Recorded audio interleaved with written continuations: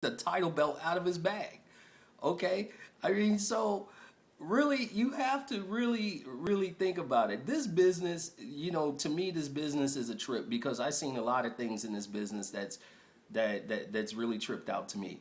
But that had to be, one of the most ridiculous stories that I've ever heard. Okay, and if you want to really know what that guy is like and whatnot, it's like watching, a shoot with New Jack. I mean, New Jack is one of the most not only honest guys, but one of the most entertaining guys. And I love to hear New Jack stories, about his time in the business. I mean, it's a trip. But getting back to Brick House, he was one of the guys that in the 80s, he had the appeal, he had the body, he had the look, he could talk on the mic, and he never got his due either. But there's a lot of guys that never got their due. You know, Tony Atlas was in, the AWA, and they put, they were building Tony Atlas, and I remember watching this on TV. They were building him, and they were building him, and they were building him. Vern Gagne was building him, and then all of a sudden, he was gone. He was gone. I mean, Tony Atlas, Mr. USA, and this, that, and the other, and they gave him a great build up. They gave him a great build up, and he was gone. Okay, so let's talk about black champions. Was there ever a black champion in the AWA? No. Was there ever a black world champion, let's say in world class? No. No. I remember one time they brought Harley Race into world class when Harley Race was the NWA World Heavyweight Champion, and they put him in the ring with the only black guy that was there at the time, Iceman King Parsons, whom to me, Iceman King Parsons was that soul brother, and had a lot of charisma and could work. But Iceman didn't get the push. Well, I mean, it was the Von Erich boys. I mean, it was the Von Erich boys. They got the push, and this is no disrespect to them. Because I watched them growing up, and I respect all these guys I was watching growing up. But okay, Ice, the Iceman, never got his due. He never got his due, and then they just put him in ridiculous situations. I mean, Watts did the best that he could when he brought Iceman down to, I guess, Mid South for a while, but uh, Watts didn't do a whole lot. I figure, too, for a lot of African American wrestlers, although he would like people to think, oh well, I had, JYD, he was my booker, uh and Ernie the Cat Ladd, I made him champion, which Ernie the Cat Ladd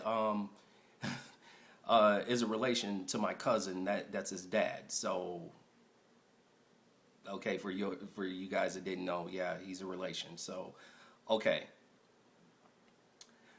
so unsung African American wrestlers. Okay, let's go in the 80s. We're in the 80s now. So you had Butch Reed.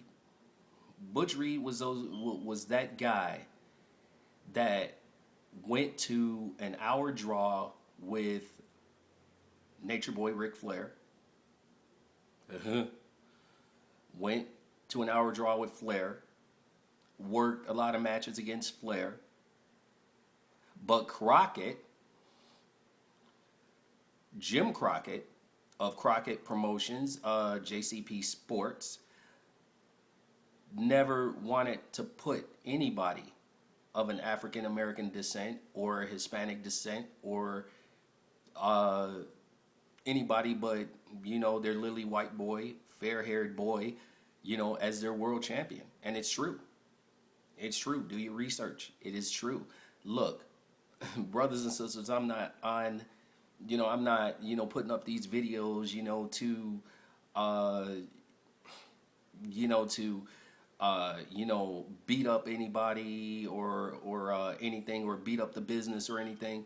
I'm just like opening your eyes to the fact that this stuff still exists. And for those of you that want to get into the world of professional wrestling, you got to keep your eyes open, because it's not anything like you would think it is in the world today. It's not. It's still the same way it was back in the 50s, 60s, and even earlier than that. Okay? Even earlier than that. It's the politics is still there. Okay? The politics is still there. Okay, ask yourself this question. Mark Henry, been in the WWE, okay, since about what, 1996? He's been in the WWE since about 1996 up until now, although he might have gone in and out. He might have been let go once or twice, or had an injury or something like that. But Mark Henry has been employed with the company a long time. So they wanted to build him up as the world's strongest man when he first got in, and there was a strong build up, and then they stopped building him, building the guy up, and then they, tossed him into the Nation of Domination, okay, which, by the way, after a while they killed that. Okay, I mean, they killed that. So after a while, they killed that. And then Mark Henry is tossed into all of these ridiculous gimmicks. Like, although I thought this gimmick was entertaining, but I thought, Mark Henry's a monster. So why would you put him in a role as some sort of Mac, and everything, and call him sexual chocolate, Mark Henry? It was such a ridiculous gimmick. And then, you're putting him in an angle with, 300-year-old Mae Young, which to me was just was just ridiculous. And then, have her being pregnant, by Mark Henry. And then when she's having a baby, it was the most disgusting thing. This is when I knew WWE was sinking to a new low, when they had the woman have the baby on television, and it was an arm or a leg or oh God, or something ridiculous like that. It was disgusting. It really was. It was just tasteless, and to me it was offensive to all women out there. And I didn't like that at all. But that's the stuff that they involved Mark Henry in. And right now, Mark Henry might have gone over on Ryback, but last night I watched Monday Night Raw, and it was the Ryback show at the end. Okay? It was the Ryback show at the end. Okay, so why is it that a guy like Mark Henry, who's paid his dues, who's danced the jig and shuffled and said yes sir, no sir, did exactly what he was supposed to do while he was there to keep his job, even on down to being called a nigger by Michael P.S. Hayes, okay, being called a nigger in a locker room by Michael P.S. Hayes, and Mark Henry, the world's strongest man, that could have taken Mark Henry apart with maybe one hand, okay, one arm with the other one tied behind his back, would have destroyed Michael Hayes, said nothing. Said absolutely nothing. But he did it to keep his job. He did it to keep his job. So he shut up, he kowtowed, and just did not say a word. But see, Michael Hayes, more on that later, okay, which I happen to have met him, okay, around the time of WrestleMania 13. But more on Michael later and his little racist views, okay, like period. And that's coming from a guy named Rocky King that worked in the mid-Atlantic area that worked with in the time of the Crockett era that admittedly said that Michael Hayes, was a racist, and he got into it with Michael Hayes outside of a hotel room and whatnot, and literally beat the crap out of him, and more on that later. Okay, so let's go back to the 80s. There were plenty of guys that could work in the 80s, and they just didn't get the due that they were deserved. A lot of black wrestlers in the 80s that could work that didn't get their due. Okay? But let's talk about the Elvis syndrome. Okay? Let's talk about the Elvis syndrome. I don't want to get off track here or anything or go into a rant or anything, but let's talk about the Elvis syndrome in professional wrestling. Dusty Rhodes, let's start with that. All right, now allegedly, I don't know if this is true or not true, but allegedly, the promoters in the 70s was saying, wow, we need a black man with charisma. We need a black man with charisma that can really, really draw the people in, get them into the shows, and we can make a lot of money with this cat.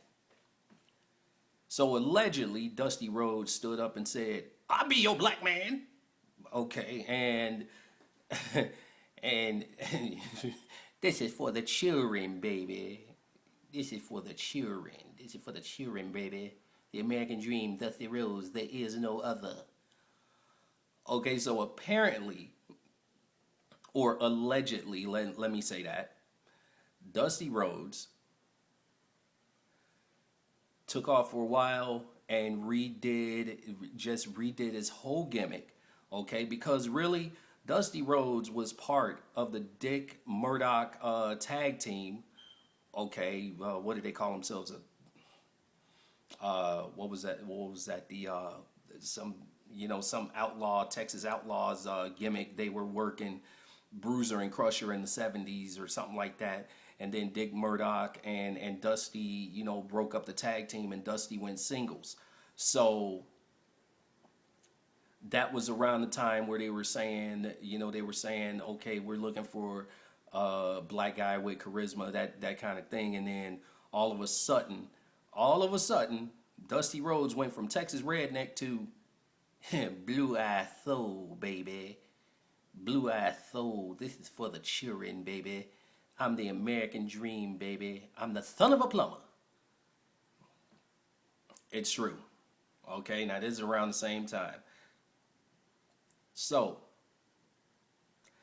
did Dusty Rhodes have characteristics and whatnot, and diction of maybe a black man that you would see on the street that had a lisp? Yeah. And here's another unknown fact. I might have mentioned that my grandmother had a restaurant on the west side of Chicago here. So guess what?